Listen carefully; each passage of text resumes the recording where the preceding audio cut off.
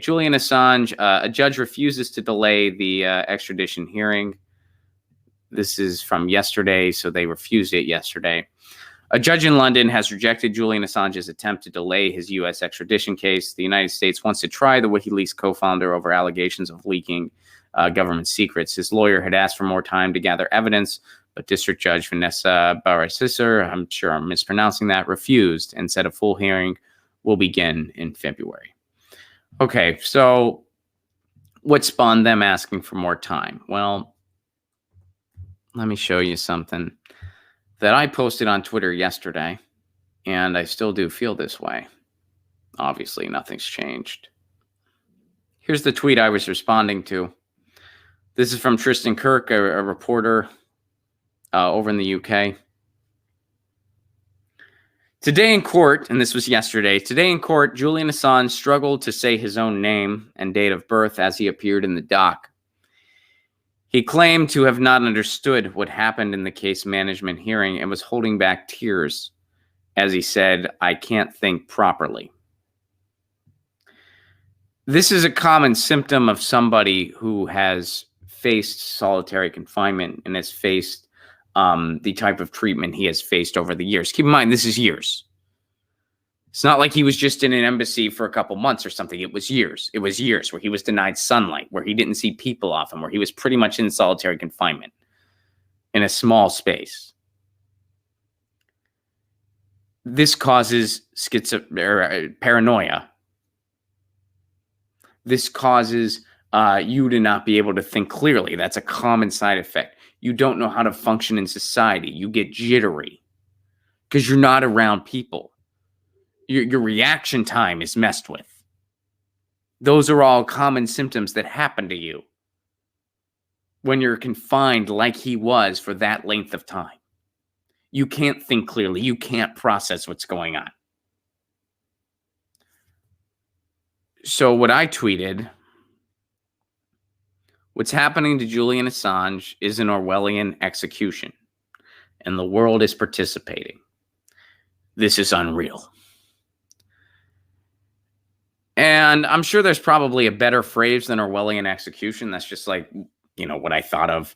And what that means, if anyone has not read the novel 1984, which if you haven't, go read it right now.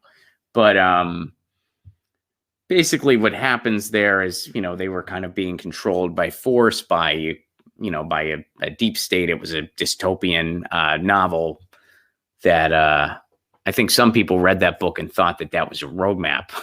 But it wasn't. It was a warning. But what they would do is if you didn't toe the line, they would just psychologically torture you until you broke. And that is what's happening here. They're trying to psychologically torture this guy until he breaks, until he can't defend himself at all. And I think what they're really hoping for is they eventually just reduce him to the point where he just tells them whatever they want to hear. And what is his crime? His crime is publishing materials. That's his crime. Publishing materials that were true. They were true. And all of the other fluff that people use to justify being against this guy, like, oh, well, there's the rape case. Okay, that case is very shoddy. There's a lot of holes in it. It has been dismissed and then not dismissed and then dismissed again and not dismissed and then dismissed again and then not dismissed. We live in a world where someone is innocent until proven guilty. And right now, everything available to us, it looks like this is pretty much just a political hit shot. If anything more comes to the surface, well, hey, we'll all be listening. But we all know that's not why he's going through what he's going through.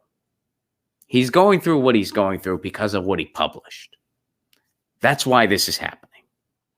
Okay, so let's not get caught on what is, as of right now, a red herring.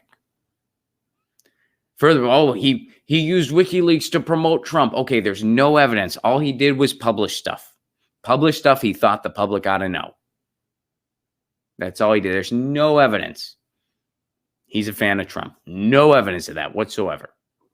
More evidence to the contrary. And by the way, if you go through WikiLeaks, there's a lot of unflattering stuff about Donald Trump over the years. A lot of unflattering stuff. But even if he did prefer Donald Trump over Hillary Clinton, which to the extent of my knowledge, he was a fan of neither. But even if he did, does that justify what he's going through and how he's treated for publishing information? No, it does not. Nowhere close.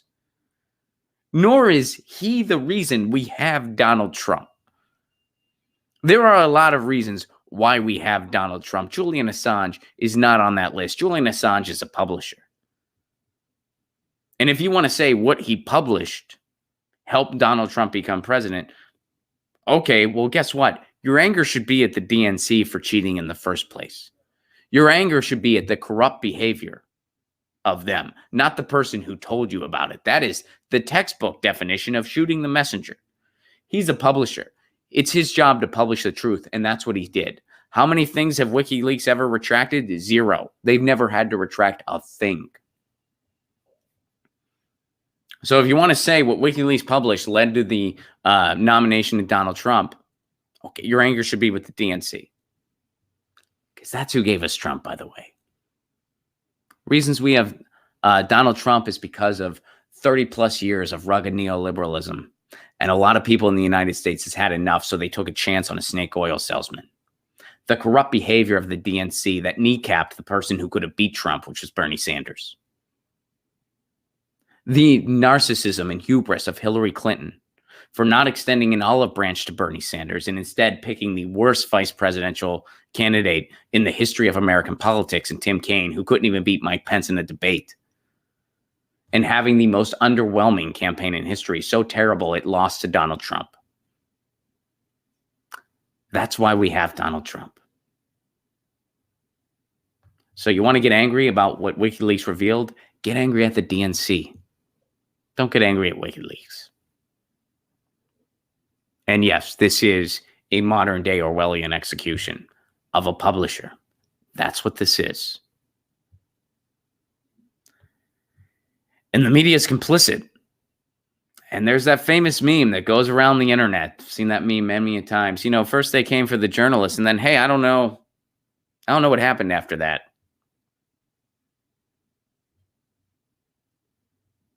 And a lot of people tweeted yesterday, they were like, why am I only hearing about this from a comedian?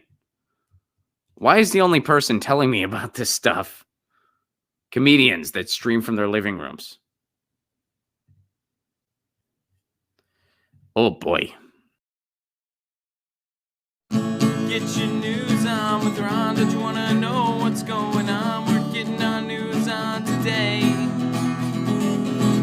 Get your news on with Ron. Don't you want to know what's going on? We're getting our news on today. Yeah, yeah, yeah. You can tweet me an article at Ron Placone. We'll go through it together and